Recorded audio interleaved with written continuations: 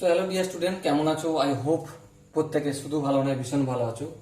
স্ক্রিনের উপর একটা কোশ্চেন দেখা যাচ্ছে।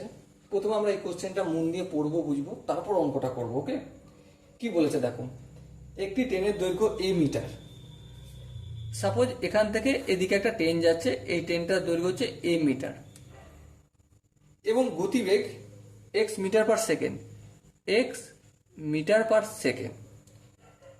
অন্য আর একটি ট্রেনের দৈর্ঘ্য বি মিটার, যার গতিবেগ y metre per second. Train দুটি বিপরীত দিকে পরস্পরকে অতিক্রম করলে তার করতে সময় নেবে।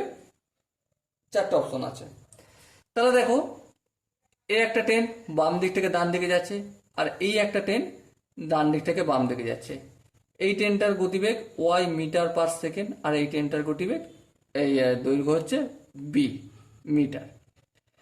এবার একটা জিনিস বলে রাখি এখানে, এই দুটো ট্রেন যখন বিপরীত দিকে যাচ্ছে এর আপেক্ষিক বেগ কি হবে?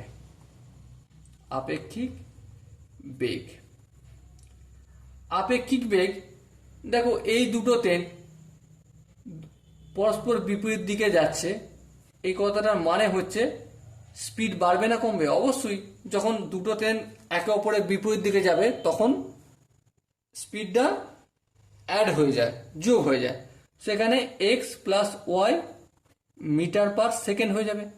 আর এখানে দৈর্ঘ্যটা দেখো, যখন দুটো ট্রেন পরস্পরকে বিপরীত দিকে যাচ্ছে তখন এই ট্রেনের দৈর্ঘ্যটাও এই ট্রেনটা অতিক্রম করবে, আর এই ট্রেনটার দৈর্ঘ্য এই ট্রেনটা অতিক্রম করবে, তাই না? তাহলে দূরত্বটা কি হবে? দূরত্বটা এ প্লাস পি হবে। তাহলে এবার দেখো, সময় সমান কি? সময়টাই বের করতে হবে আমাকে। একটা জিনিস জানি, v equal to s by t, মানে গতিবেগ ইকুয়াল টু অতিক্রান্ত দূরত্ব বাই সময়। এবার টিটা যদি সমানের উপরে যায় তাহলে গুণ হয়ে যাবে, আর এস ভিটা ভাগ হয়ে যাবে। হ্যাঁ, ঠিক। সো এস মানে কি? অতিক্রান্ত দূরত্ব। অতিক্রান্ত দূরত্ব কোনটা? এ প্লাস বি। আর আপেক্ষিক বেগ কোনটা? বেগ এক্স প্লাস ওয়াই, এত second. Okay, so my dear Watson, এখানে যে চারটে অপশন আছে, এই চারটে অপশনের মধ্যে কোন অপশনটা ঠিক হবে? Option b is the right answer. Okay, I hope অঙ্কটার কনসেপ্ট তোমাদের বুঝে গেছে। যদি কোনো জায়গায় ডাউট থাকে, কনফিউশন থাকে, তার জন্য কমেন্ট বক্স খোলা রইল। ওকে, সো দেখা হচ্ছে পরের সেশনে। ততক্ষণ পর্যন্ত ভালো থেকো, সুস্থ থেকো এবং জয় হিন্দ।